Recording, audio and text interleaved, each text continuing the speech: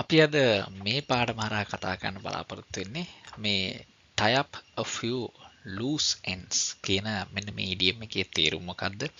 මොන අවස්ථාවකද අපිට මේක භාවිතා කරන්න පුළුවන් සහ වාක්‍යවල භාවිතා කරපු ගමන් කොහොමද මේ idiom එක අනුව වාක්‍ය තේරුම වෙනස් වෙන්නේ? ඔන්න ඔය කාරණා සම්බන්ධයෙන් තමයි මේ පාඩම හරහා අපි කතා කරන්න බලාපොරොත්තු වෙන්නේ. එහෙනම් අපි පාඩමට යමු.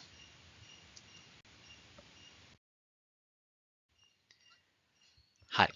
අපි හැමදාම වගේ idioms වල තේරුම හොයාගන්නේ ඒවා වාක්‍ය වල භාවිතා කරලා ඒ භාවිතාලා තියෙන ආකාරය අනුව තමයි අපි idioms වල තේරුම හොයාගන්නේ. එහෙනම් බලමු අපි අද මේ tie up a few loose ends කියන idiom එක වාක්‍ය වල භාවිතා කරලා තේරුම හොයාගන්න.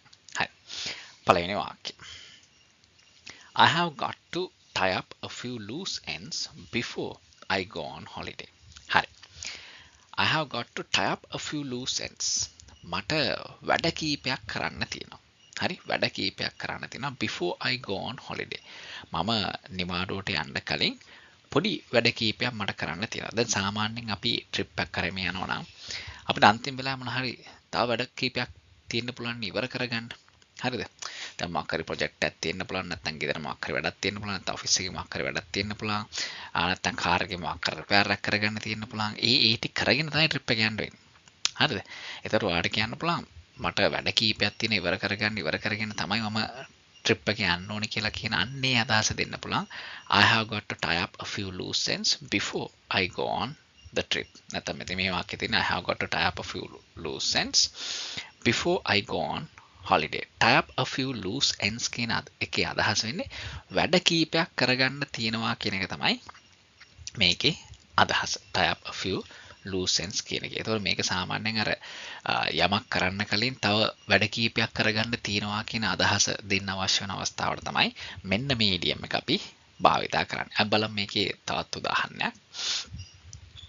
Let's meet tomorrow to tie up a few loose ends on the contract before finalizing it. හරි. අපි හෙට හමු වෙමු to tie up a few loose ends on the contract. හරි. ගිවිසුමේ තියෙන කාරණා කීපයක් සම්බන්ධයෙන් අපි ඒකේ තියෙන වැඩ කටයුතු ටික කරන්න ඕනේ. වැඩ කටයුතු ටික කරන්න ඕනේ කියන්නේ ඒ ගිවිසුමේ තියෙන ඒ කොන්දේස් සම්බන්ධයෙන් අපි කතා කරලා යම්කිසි නිගමනයකට අපිට එන්න වෙනවා. අවසානයකට එන්න වෙනවා. right? Before finalizing it. මේ ගිවිසුම හරි කියලා අපි අත්සන් කරන්න කලින් before finalizing it අපිට සිද්ධ වෙනවා මෙන්න මේ කාරණා කීපයක් තියෙනවා. අන්නේ කාරණා කීපේ සම්බන්ධයෙන් අපිට යම් තීරණයක් ගන්න සිද්ධ වෙනවා. ඒ ගිවිසුමේ යම් වැඩ කටයුතු කරන්න තියෙනවා කියන එක තමයි ඒකේ අදහස. හරි. අත්සන් කරන්න කලින් ගිවිසුමේ යම් වෙනස්කම් ටිකක් කරන්න තියෙනවා. යම් දේවල් ටිකක් හදන්න තියෙනවා. අන්නේ තීරම තමයි to tie up a few loose ends on the contract කියන එකේ අදහස වෙන්නේ. එතන මෙතනත් මේ වගේ අවස්ථාවක tie up a few loose ends කියන idiom එක භාවිත කරලා තිබුණොත් මතක තියාගන්න ඒකේ යම් දේවල් ටිකක් කරන්න තියෙනවා. හරි කවුරු කටට කිව්වොත් මේ ඇග්‍රීමන්ට් එකකට සයින් කරන්න පුළුවන්ද කියලා එයා කිව්වොත් no there are a few things to tie up එහෙම කියන්නත් පුළුවන්. නැත්නම් I am tying up a few loose ends on the contract කියලා කිව්වොත් හරි ඒ දේවල් කීපයක් කරන්න තියෙනවා.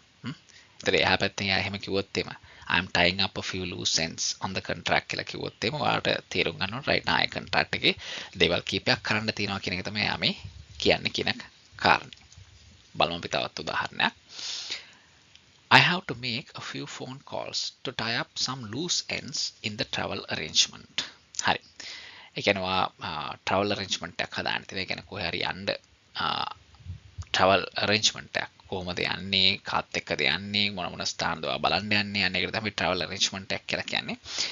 ඒක තියෙනවා but I have to make a few phone calls to tie up some loose ends in the travel arrangement. හරි. මේ travel arrangement එකේ දේවල් කීපයක් තියෙනවා ඔයාලට තව හදා ගන්න.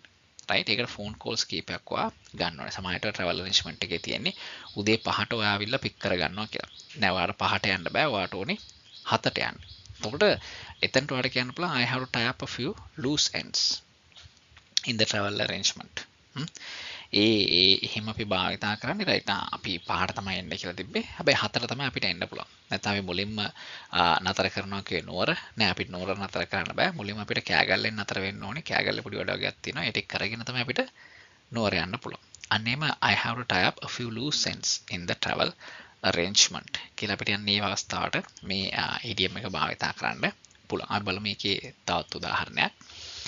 The presentation is almost ready. presentation එක කියන්නේ බොහෝ දුරට හරි.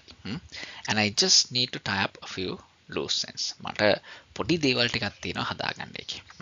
මේක ඉවර කරන්න කලින් presentation එක ඉවර වෙන්න කලින් මට තියෙනවා පොඩි දේවල් ටිකක් ඒකේ හදාගන්න. අන්න ඒ අවස්ථාවට අපිට මේ tie up a few loose ends කියන idiom එක භාවිතා කරන්න පුළුවන්. බලමු මේකේ තවත් උදාහරණයක්. After finishing the main task, I will have some time to tie up a few loose ends in the smaller projects. හරි. ප්‍රධානම කාර්ය කරලා අවසන් කරාට පස්සේ I will have some time මට වෙලාව පොඩ්ඩක් තියේවි to tie up a few loose ends in the smaller projects. පොඩි projects වල තියෙන කාර්යයන් කීපයක් කරන්න මට වෙලාව තියේවි ප්‍රධාන කාර්ය අවසන් කරාට පස්සේ. To tie up a few loose ends කියන idiom එක මෙතනත් භාවිතලා තියෙන්නේ තව කාරණා කීපයක් කරන්න තියෙනවා වැඩ කීපයක් කරන්න තියෙනවා අන්නේ අදහස දෙන්න තමයි මෙතනත් මේ tie up a few loose ends කියන idiom එක භාවිතලා තියෙන්නේ. ඒතර මේක මෙන්න මේ idiom එක tie up a few loose ends කියන idiom එක වාක්‍යයක භාවිතලා තිබුණොත් මතක තියාගන්න තව දේවල් ටිකක් කරන්න තියෙනවා කියන එක තමයි ඒකේ අදහස වෙන්නේ. හරි? right. මම හිතනවා එහෙනම් මේක ඔයගලට හොඳට තේරෙන්නේ නැති කියලා. එහෙනම් මෙවැනිම තවත් පාඩමකින් ඔබ හමු වනතුරු මම ඔබෙන් සමු ගන්නවා. Bye for now.